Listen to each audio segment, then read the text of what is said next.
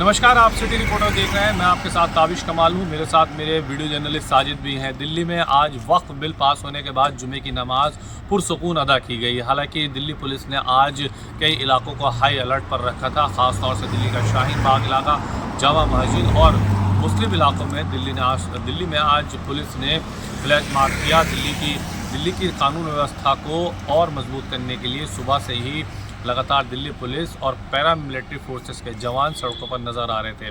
हालांकि नमाज की अगर बात कर ली जाए तो आज नमाज पूरी तरह से पुरसुकून अदा की गई। कहीं भी किसी तरह की दिल्ली में कोई घटना नहीं हुई है। वक्फ संशोधन बिल के बाद से लगातार इंटेलिजेंस भी एक्टिव नज़र आ रहा था और ऐसे में दिल्ली पर खासी निगाहें थी, क्योंकि CNRC के दौरान जिस तरह का प्रदर्शन दिल्ली के अंदर हुआ था, उसके बाद दिल्ली पुलिस और सुरक्षा एजेंसियाँ फूंक फूंक करके कदम रख रही हैं। ऐसे में वक्फ संशोधन को लेकर के लगातार कई मुस्लिम संगठन विरोध प्रदर्शन की मांग कर रहे हैं। All India Muslim personal law board की तरफ से भी ये कहा गया है कि वो इस बिल की मुखालफत करेंगे और सड़क से लेकर के संसद और कोर्ट तक की लड़ाई लड़ेंगे। हालांकि कांग्रेस ने भी कहा है कि जल्द ही वो कोर्ट का रुख इख्तियार करेंगे और इसको कोर्ट के अंदर चुनौती देंगे। लगातार वक्फ संशोधन बिल को लेकर के बीजेपी इसकी खूबियाँ गिना रही, तो विपक्ष इसको लेकर के सवालों के निशान बीजेपी पर लगा रहा है। विपक्ष का कहना यह है कि मुसलमानों को चुन चुन करके टारगेट किया जा रहा है। हालांकि दिल्ली में किसी तरह की कोई घटना आज नहीं हुई है, लेकिन अगर देखा जाए तो दिल्ली से बाहर कई इलाकों से ऐसी तस्वीरें ज़रूर आई हैं जहां पर वक्फ संशोधन बिल का जुमे की नमाज के बाद लोगों ने विरोध किया है। ऐसे में नमाज अदा करने के बाद जब नमाजी मस्जिद से बाहर निकले तो उनके पास तख्तियाँ थी जिनमें लिखा हुआ था कि वो इस बिल का विरोध करते हैं। दिल्ली में भले ही कोई प्रोटेस्ट ना हुआ हो, लेकिन आसपास के राज्यों से इस तरह की तस्वीरें आज भी सामने देखने के लिए मिली हैं। वीडियो जर्नलिस्ट साजिद के साथ ताबिश कमाल, दिल्ली। अप्रैल का महीना शुरू हो चुका है और गर्मी अभी से ही उत्तर भारत के कई इलाकों में पैर पसारती हुई दिखाई दे रही है। खास तौर पर दिल्ली और इससे सटे इलाकों की बात करें तो यहाँ पर गर्मी इस कदर बढ़ रही है, अपने तेवर ऐसे दिखा रही है कि लोगों के पसीने छूटते हुए दिखाई दे रहे हैं। मौसम विभाग की अगर हम आपको बात करें तो मौसम विभाग की तरफ से जो जानकारी ताज़ा अपडेट दिया गया है उसके अनुसार दिल्ली, NCR और उत्तर भारत के लोगों को गर्मी इसी तरीके से आने वाले एक हफ्ते तक परेशान करती हुई दिखाई देगी। आपको बता दें कि गुरुवार को तो राजधानी दिल्ली में इस सीज़न का सबसे गर्म तापमान दर्ज किया गया है, जो कि 39 डिग्री सेल्सियस पहुंच गया और रिज इलाके में दिल्ली के ये तापमान 40.4 डिग्री सेल्सियस भी दर्ज किया गया है। यानी 40 डिग्री का टॉर्चर अभी से ही दिल्ली NCR के लोगों को झेलना पड़ रहा है, जबकि अभी अप्रैल महीने के शुरुआती दिन जो है कहीं ना कहीं इस वक्त चल रहे हैं। लोगों को अप्रैल महीने में ही मई और जून की गर्मी का एहसास हो रहा है। और मौसम विभाग ने जो ताज़ा अपडेट जारी किया उसके अनुसार एक कमज़ोर पश्चिमी विक्षोभ यानी वेस्टर्न डिस्टर्बेंस इस वक्त सक्रिय हो रखा है, जिसकी वजह से मैदानी इलाकों में जो है वो हल्की तेज़ हवाएं चलती हुई दिखाई दे रही हैं, जो तापमान 40 डिग्री सेल्सियस से ऊपर नहीं जाने देगी 4 और 5 अप्रैल को। हालांकि सोमवार से एक बार फिर से तापमान में तेज़ वृद्धि होने के आसार मौसम विभाग की तरफ से जताए गए हैं और मौसम विभाग का कहना है कि अगले हफ्ते की शुरुआत 40 डिग्री के टॉर्चर के साथ उत्तर भारत के कई राज्यों में देखने को और महसूस करने को मिल सकती है। मौसम विभाग ने जो जानकारी दी है उसके अनुसार आपको ये बता दें, भले ही इस समय उत्तर भारत जो है वो तपता हुआ दिखाई दे रहा है, लेकिन फिलहाल दिल्ली के लोगों के लिए राहत भरी ये खबर है कि 7 अप्रैल तक दिल्ली में लू चलने की संभावना नहीं है। लेकिन ऐसा नहीं है कि 7 अप्रैल तक लू नहीं चलेगी तो गर्मी नहीं अपना तेवर दिखाएगी। गर्मी जो है वो 40 डिग्री के सेल्सियस के आसपास ही बनी रहेगी। और इसके साथ साथ मौसम विभाग ने जो उत्तर भारत और मध्य भारत के लिए ताज़ा अपडेट जारी किया है इस सीज़न के लिए, यानी अप्रैल, मई और जून के लिए, तो उनका ये कहना है कि इस बार जो हीट वेव की कंडीशन है जो सामान्य तौर पर 5 से 7 दिन रहती है, वो इस बार बढ़कर 10 से 12 दिन रहने की संभावना है। यानी इस बार जो गर्मी है अपना पूरा प्रकोप दिखाएगी और लोगों के ऊपर गर्मी के तेज़ धूप के थपेड़े पड़ते हुए दिखाई देंगे और इस बार लोगों को गर्मी का ज़्यादा सामना करना पड़ सकता है, ऐसा मौसम विभाग की तरफ से भविष्यवाणी जारी की गई है। वीडियो जर्नलिस्ट बलदेव के साथ उज्जवल कुमार, JK 24/7 न्यूज़, दिल्ली।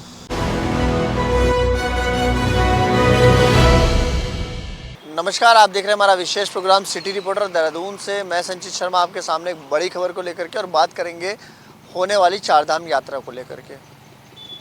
उत्तराखंड के अंदर चारधाम यात्रा प्रस्तावित है। इसको लेकर के जो तैयारियां हैं प्रशासन की और सरकार की, वो पूरे जोर शोर पर है। पिछले बार की जो खामियां चारधाम यात्रा में रह गई थी, उन सबको इस बार सुधारा जाएगा। पिछली बार जो सुझाव आए थे उनके ऊपर काम किया जाएगा और पिछली बार जिस तरीके की चारधाम यात्रा हुई, उससे बेहतर चारधाम यात्रा इस बार और अच्छी सुविधाओं के साथ आने वाले श्रद्धालु और तीर्थयात्रियों को मिले, इन सब की व्यवस्था सरकार करने जा रही है। अभी तक के रजिस्ट्रेशन की अगर हम बात करें तो 10 लाख से ज़्यादा लोगों ने रजिस्ट्रेशन चारधाम यात्रा के लिए करवाया है। चारधाम यात्रा उत्तराखंड के लिए महत्वपूर्ण इसलिए होती है क्योंकि चारधाम यात्रा उत्तराखंड के आर्थिक में एक बड़ा फ़ायदा पहुंचाती है। और आप देखिए कि उत्तराखंड के अंदर चारधाम यात्रा के ऊपर निर्भर जो व्यवसाय करने वाले लोग हैं, उनकी आर्थिकी उस पर निर्भर करती है। चारधाम यात्रा को देखते हुए पशुपालन विभाग के जो मंत्री हैं सौरभ बगुड़ा, उन्होंने ये कहा है कि जो संक्रमण पशुओं में देखने को मिल रहा है, जिसकी अभी पुष्टि हुई है कि घोड़े खच्चरों में जो संक्रमण देखने को मिल रहा है, उसकी जांच की जाए। जितने भी घोड़े खच्चर चारधाम यात्रा में जाने वाले हैं, उनकी स्क्रीनिंग की जाए, ताकि जब चारधाम यात्रा में जो घोड़े खच्चर जाए वो किसी बीमारी से ग्रसित ना हो और उनके साथ जो पिछली बार चीज़ें गड़बड़ हुई थी या कहें कि जानवरों की जो दुर्दशा चारधाम यात्रा में देखने को मिली, इस बार उस तरीके की कोई दिक्कत ना हो, उसको पहले ही सुधार लिया जाए। साथ ही साथ बात करें चारधाम यात्रा में होने वाली मंदिरों की सजावट पूरी तरीके से कर ली गई है। पुलिस प्रशासन अलर्ट मोड पर रहेगा। साथ ही साथ जो सीसीटीवी लगने हैं उनको भी लगाने का काम चाक चौबंद किया जा रहा है। सब व्यवस्थाओं को देखते हुए इस बार उम्मीद की जा रही है कि चारधाम यात्रा में इस बार और भी ज़्यादा संख्याओं में पिछली बार से ज़्यादा श्रद्धालु आएंगे। लेकिन व्यवस्थाओं को लेकर के जो बात सरकार के दावे कर रही है, सरकार जो दावा कर रही है, साथ ही साथ जो दावे वादे किए जा रहे हैं कि चारधाम यात्रा में कोई दिक्कत नहीं आएगी, वो चारधाम यात्रा शुरू होने पर पता चलेगा। कैमरा पर्सन वीरेंद्र थपलियाल के साथ J24/7 के लिए देहरादून से संचित शर्मा।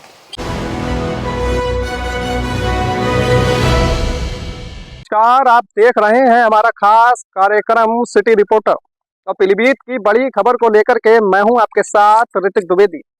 पीलीभीत में जंगल से लेकर खेतों और शहर के अंदर दुकानों से लेकर गोदामों में आगजनी की घटनाएं बढ़ रही हैं, लेकिन इनसे निपटने के लिए दमकल विभाग खुद संसाधनों की कमी से जूझ रहा है।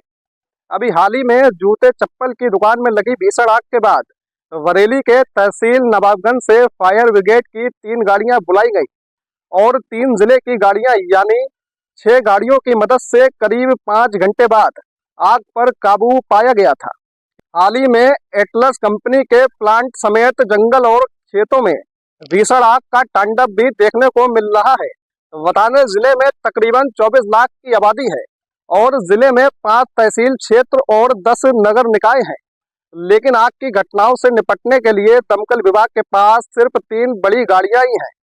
यही नहीं, विभाग में दमकल कर्मियों और अन्य संसाधनों का भी टोटा है। ऐसे में कहीं आगजनी की घटना को मौके पर पहुंचकर समय रहते उस पर काबू पाना मुश्किल हो रहा है।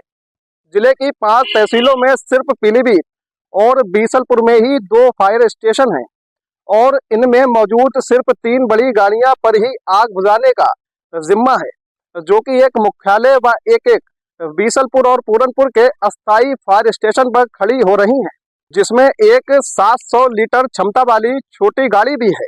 इसके साथ ही कूड़े आदि की आग बुझाने के लिए एक फायर बाइक भी है। ऐसे में आगजनी की बड़ी घटना से निपटने के लिए दमकल विभाग को पड़ोस के जिले बरेली की दमकल टीम का सहारा लेना पड़ रहा है। वीडियो जर्नलिस्ट कपिल गुप्ता के साथ मैं ऋतिक द्विवेदी, JK24/7 न्यूज पीलीभीत। वक्फ बिल अमेंडमेंट बिल आ चुका है और लोकसभा में पास हो चुका है, राज्यसभा में पास हो चुका है। वहीं दूसरी तरफ घटक दल JDU और ख़ास तौर पे चंद्रबाबू नायडू की पार्टी, दोनों के बहुत से विधायक और MLCओं ने इस्तीफ़ा दे दिया है। तो कहीं ना कहीं नीतीश कुमार की पार्टी को भी झटका लगा है और चंद्रबाबू नायडू की पार्टी को भी झटका लगा। मगर वहीं दूसरी तरफ एक मुसलमान वर्गों में ख़ासतौर पे आक्रोश है और विरोध है, प्रदर्शन है कि इस तरह के बिल नहीं लाना चाहिए, क्योंकि उनके रिलीजन आंतरिक मामला था जिसमें केंद्र सरकार हस्तक्षेप कर रही है। वहीं दूसरी तरफ अल्पसंख्यक मोर्चा भारतीय जनता पार्टी का जो राष्ट्रीय विंग है और प्रदेश विंग है, उसको निर्देश दिया गया है पार्टी की तरफ से कि मुस्लिम के तमाम वर्ग और पसमानदा समाज के, ख़ासतौर पर गरीब दलित मुस्लिम जो वर्ग हैं उनके डोर टू डोर जाएं और बताएं कि सरकार कोई उनके रिलीजन आंतरिक मामले में दखलंदाजी नहीं कर रही है, बल्कि जो पसमानदा और दलित और गरीब मुसलमान हैं उनके उत्थान के लिए वक्फ बिल लाया गया है। केंद्र सरकार ने की तरफ से, ख़ासतौर पर संगठन की तरफ से अल्पसंख्यक मोर्चा को निर्देश दिया गया है मुसलमानों के बीच में जाएं और बताएं कि वक्फ बिल से कोई मुसलमानों का जो है नुकसान नहीं होगा, ख़ासतौर पे गवर्निंग बॉडी में और इजाफा होगा और सही तरीके से सुचारू रूप से वक्फ बोर्ड भी चलेगा और उनकी ज़मीनों की हिफाजत भी होगी और सही तरीके से सरकार की तरफ से वक्फ के मसले हल किए जाएंगे। आज ही योगी आदित्यनाथ ने मीटिंग बुला के वीडियो कॉन्फ्रेंसिंग के ज़रिए से ख़ासतौर पर प्रमुख सचिव अल्पसंख्यक कल्याण मोनिका गर्ग को निर्देशन दिया है कि ख़ासतौर पर जो भी वक्फ की ज़मीनें जो हैं जिसमें अवैध कब्ज़े हैं, ख़ासतौर पर ज़िला अधिकारियों को भी नोटिस इशू किया गया है कि उन अवैध कब्ज़ों को खाली करा के, क्योंकि योगी आदित्यनाथ और प्रधानमंत्री नरेंद्र मोदी ने अपने ट्विटर हैंडल पे लिखा है कि अब इन ज़मीनों पर स्कूल खुलेंगे, कॉलेजेस खुलेंगे और हॉस्पिटल खुलेंगे और समाज के हर वर्ग को फ़ायदा पहुंचाएगा। भू माफियाओं के खिलाफ ये वक्फ बिल लाया गया है, ये सरकार का पक्ष है। वहीं दूसरी तरफ विपक्ष आक्रमण कर रही है, लगातार प्रहार कर रही है और ये कहते हुए नजर आ रही है वक्फ बिल ना लाने की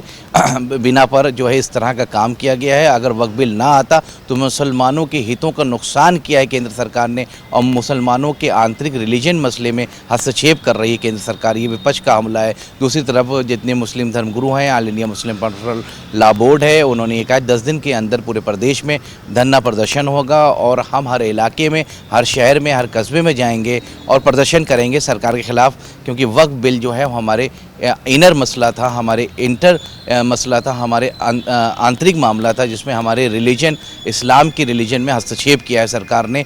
जो भी उसकी अनदेखी all India Muslim personal law board नहीं करेगी और इस तरह का प्रदर्शन का ऐलान किया है और 10 अप्रैल से वो पूरे देश में प्रदर्शन करने जा रहे हैं। अब देखने वाली बात है कि वक्फ बिल अमेंडमेंट आने के बाद अब कितना असरदार होता है, कितना सरकार की नीतियाँ कामयाब होती हैं।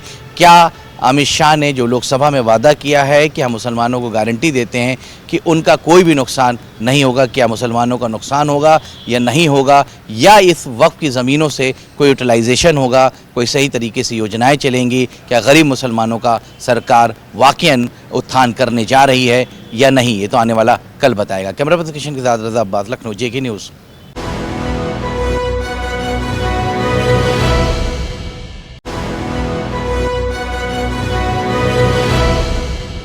केंद्रीय गृह मंत्री अमित शाह 2 दिवसीय छत्तीसगढ़ दौरे पे आ रहे हैं। आज वो देर शाम छत्तीसगढ़ की राजधानी रायपुर पहुंचेंगे। उसके बाद कल जो है सीधे रायपुर एयरपोर्ट से वो बस्तर के लिए रवाना होंगे, जहां पर वो सबसे पहले दंतेवाड़ा में सिविल लाइन, कारगिल में वो जो है पुलिस लाइन का निरीक्षण करेंगे। इसके साथ ही माँ दंतेश्वरी के दर्शन करके, पूजा अर्चना करके वो बस्तर में आयोजित समापन समारोह पांडुप कार्यक्रम में वो शामिल होंगे। आपको बता दें कि आदिवासियों के संस्कृति और परंपराओं पर आधारित पांडुका कार्यक्रम को वो नज़दीक से देखने का उनको मौका मिलेगा, जिसमें हजारों लोग जो है इस कार्यक्रम में शामिल होंगे। इसके साथ ही गृह मंत्री अमित शाह इस कार्यक्रम में जो है आदिवासियों के कई बड़े जनप्रतिनिधियों से मुलाकात भी करेंगे। इसके साथ ही बताना चाहूँगा कि बस्तर के आदिवासी क्षेत्र में सरकार द्वारा चलाई जा रही योजना की जो है समीक्षा भी करेंगे। उसके बाद सीधे जो है गृह मंत्री जो है राजधानी रायपुर पहुंच जाएंगे। उसके बाद अब तक के नक्सलवाद को लेकर चलाए जा रहे अभियान को लेकर के वो समीक्षा करेंगे। इसके साथ ही एक हाई लेवल मीटिंग जो अधिकारियों के साथ लेंगे। माना जा रहा है कि ये मीटिंग जो है काफ़ी अहम माना जा रहा है, क्योंकि जिस तरीके से बस्तर में अंतिम चरण पर जो है नक्सलवाद खत्म होने पर है, ऐसे समय में जो है गृह मंत्री समीक्षा करेंगे और सीधे तौर पर कहा जा रहा है आने वाले समय पर जो है और नक्सलवाद गतिविधियों को जो है जो ऑपरेशन चलाए जा रहे हैं वो और भी ज़्यादा तेज भी हो सकते हैं। इस तमाम मुद्दों को लेकर के गृह मंत्री जो है हाई लेवल मीटिंग में जो अधिकारियों से चर्चा भी करेंगे। इसके साथ ही सहकारिता विभाग के अधिकारियों के साथ भी बैठक लेंगे। अब देखना ये होगा कि छत्तीसगढ़ गृह मंत्री अमित शाह का दौरा ये काफी अहम माना जा रहा है, क्योंकि दौरे को लेकर कहीं ना कहीं बड़ी सौगातें मिलती है। अब देखना ये होगा कल छत्तीसगढ़ दौरे पे जो है गृह मंत्री अमित शाह आ रहे हैं और छत्तीसगढ़ के लिए क्या कुछ जो है समापन समारोह कार्यक्रम में उपहार छत्तीसगढ़ को देंगे, तो देखने वाली बात होगी। कैमरामैन गोविंदा सोनकर के साथ शंभू राय, JK24 न्यूज, रायपुर। पंजाब के सरकारी स्कूलों के अंदर पढ़ने वाले बच्चे अब आने वाले दिनों में बड़े अधिकारी बन पाएंगे। उनका ये सपना पूरा हो पाएगा, क्योंकि पंजाब सरकार ने एक नए मेंटरशिप प्रोग्राम का कल ऐलान कर दिया और इस ऐलान के ठीक एक दिन बाद आज पंजाब सरकार की तरफ से बकायदा मेंटरशिप प्रोग्राम को लेकर एक नोटिफिकेशन जारी कर दिया गया है। इस नोटिफिकेशन के मुताबिक अब पंजाब के सरकारी स्कूलों को पंजाब के सभी दिग्गज अधिकारी गोद लेंगे और जिसमें IAS, IFS और IPS जैसे अधिकारी गांव के अंदर जाकर सरकारी स्कूलों में बच्चों को ट्रेनिंग देंगे, उनका हौसला बढ़ाएंगे और उनको ये बताएंगे कि आखिरकार अगर बड़े पद के लिए कोई एक तरीके से विजन लेकर वो चलना चाहते हैं तो किस किस चुनौतियों से उनको गुजरना होगा और अपनी जिंदगी का तजर्बा बड़े बड़े अधिकारी स्कूलों के बच्चों के साथ साझा करते हुए नजर आएंगे।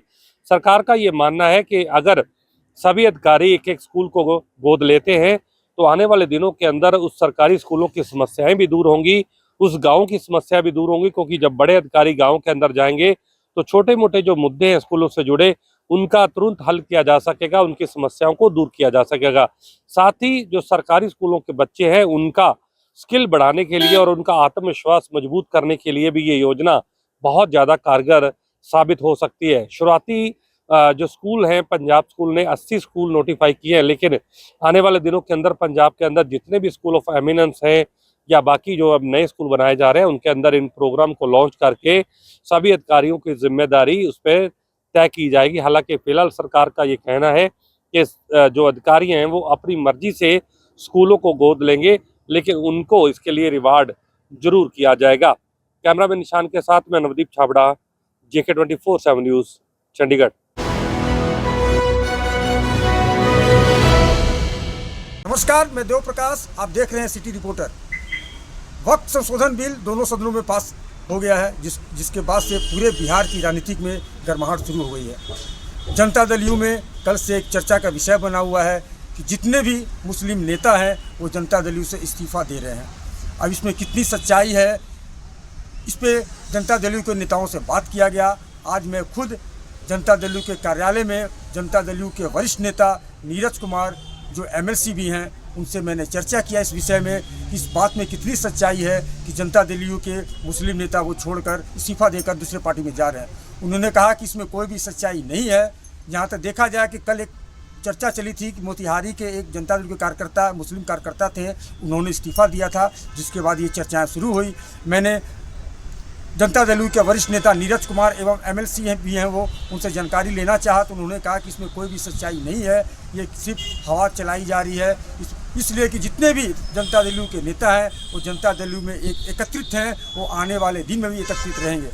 अब देखा जाए तो एक तरह से AMI के राष्ट्रीय अध्यक्ष ओवैसी ने कहा था कि जिस प्रकार नीतीश कुमार ने वक्त संशोधन बिल में सपोर्ट किया है, समर्थन किया है, ये सही नहीं किया है। उनको बिहार विधानसभा चुनाव में उनको भुगतना पड़ेगा और आने वाले दिनों में बिहार के मुस्लिम नेता जनता दल यू को वोट नहीं देंगे। अब देखना होगा कि इसी वर्ष के अंत में बिहार विधानसभा चुनाव होने वाले हैं, इसमें कितनी सच्चाइयाँ होगी कि बिहार के जो मुस्लिमें हैं वो जनता दल यू को वोट देंगे या नहीं देंगे, आने वाले समय बतलाएंगे। लेकिन जिस प्रकार से चर्चा का विषय बना हुआ है कि बिहार के मुस्लिम नेता जो है, बिहार नहीं जनता दल यू के जो मुस्लिम नेता हैं वो जनता दल यू छोड़कर इस्तीफा देकर दूसरे पार्टियों में जा रहे हैं, इसमें कोई भी सच्चाई नहीं है। फिलहाल इसमें जनता दल यू के वरिष्ठ नेता नीरज कुमार ने कहा कि इसमें कोई सच्चाई नहीं है। अब आने वाले दिनों में ये सच्चाई, इसमें कितनी सच्चाइयाँ हैं ये देखना बाकी है। कैमरा पर्सन अजय के साथ देव प्रकाश, JK24 न्यूज, पटना।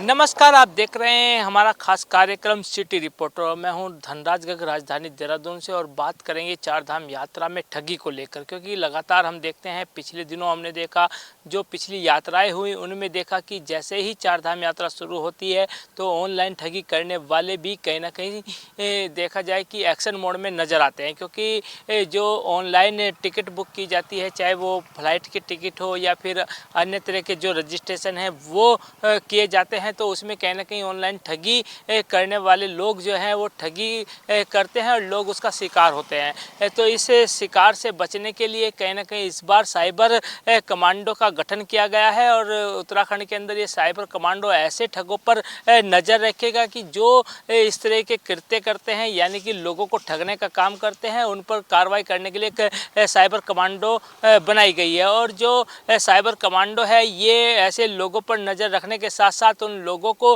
गिरफ्तार भी करेगा और गिरफ्तार करने के बाद उनको सलाखों के पीछे पहुंचाने का काम भी करता हुआ नजर आएगा। क्योंकि आप देखिएगा कि चारधाम यात्रा 30 अप्रैल से शुरू हो रही है और अभी तक देखा जाए तो कुल 4 दिन अभी रजिस्ट्रेशन शुरू हुए हैं, तो उसमें देखा जाए तो रिकॉर्ड तोड़ जो रजिस्ट्रेशन है वो इस समय उत्तराखंड के अंदर चारधाम यात्रा को लेकर किए गए हैं। यानी कि 4 दिन के अंदर ही 6 लाख का जो आंकड़ा है वो पार कर चुके हैं। यानी कि कहा जा सकता है कि उम्मीद जताई जा रही है कि इस बार चारधाम यात्रा में 50 लाख से भी अधिक जो श्रद्धालु हैं वो कहीं ना कहीं पहुंच सकते हैं। और व्यवस्थाओं की यदि हम बात करें, क्योंकि जब 19 से ज़्यादा श्रद्धालु चारधाम यात्रा में पहुंचते हैं तो कहीं ना कहीं व्यवस्थाएं जरूर चरमराती हैं, लेकिन इससे पहले कहीं ना कहीं मुख्यमंत्री पुष्कर धामी लगातार अधिकारियों को निर्देश देते हुए नजर आ रहे हैं कि उत्तराखंड की जो चारधाम यात्रा है वो सफल तरीके से सफल हो और किसी भी तरह का व्यवधान उसमें ना पड़े, उसके लिए तमाम तरह की जो व्यवस्थाएं हैं वो की जाएं। और लगातार देखा भी जा रहा है कि शासन प्रशासन कहीं ना कहीं अपनी तैयारियों में जुटा हुआ है। कैमरामैन वीरेंद्र थपलियाल के साथ धनराज गर्ग, JK 24/7 न्यूज़, देहरादून। अलग हुए पति पत्नी अपने अहंकार की संतुष्टि के लिए किसी भी हद तक जा सकते हैं, बॉम्बे हाई कोर्ट की अहम टिप्पणी। नमस्कार, मैं हूं इरशाद अहमद और आप देख रहे हैं मेरे साथ JK 24/7 न्यूज़ का खास कार्यक्रम सिटी रिपोर्टर। आज हम बात करेंगे बॉम्बे हाई कोर्ट की खास तौर से जो डायरेक्शन है, जो टिप्पणी है उस पर। बॉम्बे हाई कोर्ट ने एक अहम फैसले में कहा है कि अलग हुए पति पत्नी अपने अहंकार की संतुष्टि के लिए किसी भी हद तक जा सकते हैं, लेकिन इस प्रक्रिया में अगर कोई सबसे ज्यादा प्रभावित होता है तो वो है बच्चा। मामला महाराष्ट्र के औरंगाबाद से जुड़ा है, जहां एक महिला ने अदालत में याचिका लगाकर अपने बच्चे के जन्म प्रमाण पत्र से पिता का नाम हटाने की मांग की थी। महिला का तर्क था कि उसका पति नशे का आदी है और उसने कभी बच्चे को देखा तक नहीं, लेकिन बॉम्बे हाई कोर्ट की औरंगाबाद पीठ ने इस याचिका को सिरे से खारिज कर दिया है। अदालत ने स्पष्ट किया है कि बच्चे का अधिकार जो है सर्वोपरि है और माता पिता अपने अहंकार के चलते उसके भविष्य से खिलवाड़ नहीं कर सकते। इस पर गंभीर टिप्पणी की गई है। न्यायमूर्ति मंगेश पाटिल और YG खोब्रागड़े ने इस मामले को न्याय प्रक्रिया का दुरुपयोग करार दिया है और याचिकाकर्ता पर 5,000 रुपये का जुर्माना भी लगाया है। कोर्ट ने यह भी कहा है कि मां बच्चे को एक संपत्ति के तरह देखने लगी है, जो न केवल गलत है बल्कि बच्चे के मानसिक और सामाजिक विकास के लिए भी। तो सवाल ये उठता है कि क्या हम वाकई बच्चों के भले की सोच रहे हैं या फिर अपनी लड़ाइयों में उन्हें मोहरा बना रहे हैं। खास तौर से सोचने वाली बात है, क्योंकि अगली पीढ़ी का भविष्य हमारे हाथ में है। कैमरा पर्सन बाकिर अंसारी के साथ मैं इरशाद अहमद, JK 24/7 न्यूज़, मुंबई।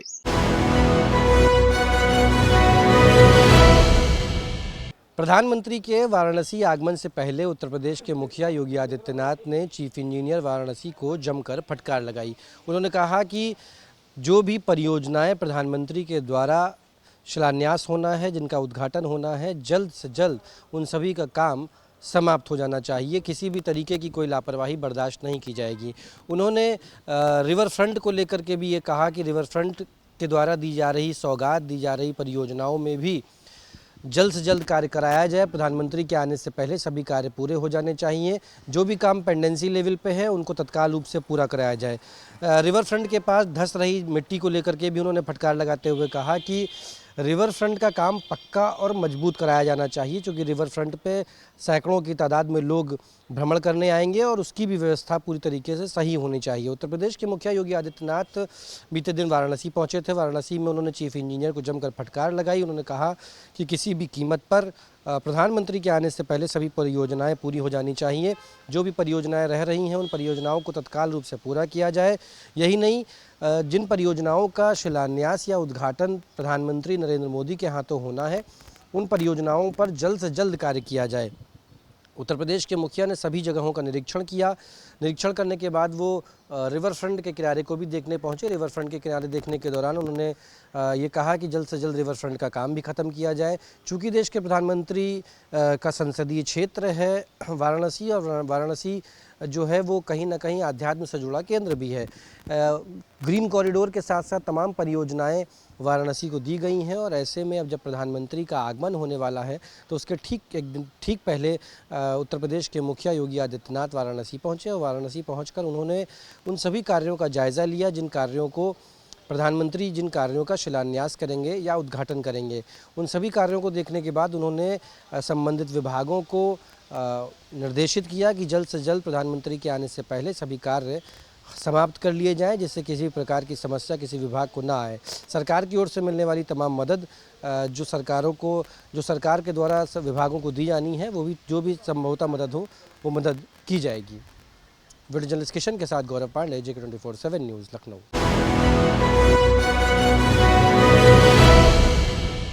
नमस्कार, आप देख रहे हैं JK24/7 न्यूज़, खबर कर्नाटक की राजधानी बेंगलोर से।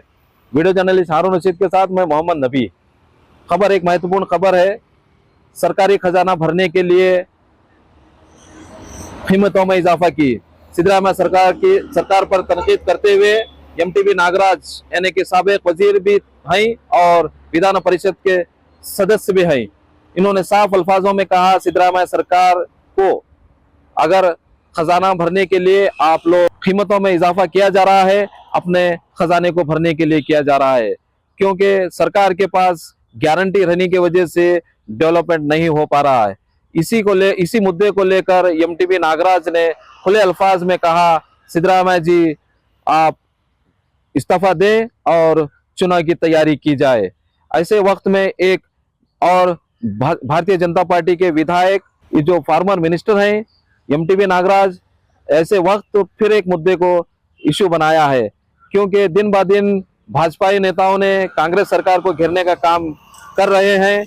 आखिरकार सिद्धरामैया ने उसका जवाब देते आ रहे हैं। अब ये देखना होगा कि कर्नाटक राज्य में जो नन्ही दूध हो या कर्नाटक इलेक्ट्रिसिटी बोर्ड में हो के कीमतों में इजाफा किया है। बिलों में जिसकाम हो, हिस्काम हो, बिस्काम बिल हो, यानी कि ये चारों जो निगम है इलेक्ट्रिसिटी बोर्ड के, सभी में यहाँ पर जो बिल का रेट है फी यूनिट बढ़ाया गया है। उसी मुद्दे को लेकर आज फिर MTV नागराज कांग्रेस सरकार को घेरने का काम किया है। अब ये देखना होगा कि फिलहाल सिद्धरामैया दिल्ली में है, कर्नाटक भवन के उद्घाटन के लिए दिल्ली गए हुए हैं। जो CM सिद्धरामैया हो, डिप्टी CM हो, बहुत सारे मंत्री आज दिल्ली में है। ऐसे वक्त MTV नागराज ने एक बहुत बड़ा खुला चैलेंज किया है सरकार को कि अगर आपको गारंटी नहीं दे पाते, यानी कि डेवलपमेंट अगर कर्नाटक में नहीं हो पाता है, तो आप चुनाव के लिए तैयार हो जाएं। वीडियो जर्नलिस्ट हारून रशीद के साथ मैं मोहम्मद नबी, सिटी रिपोर्टर, बेंगलोर।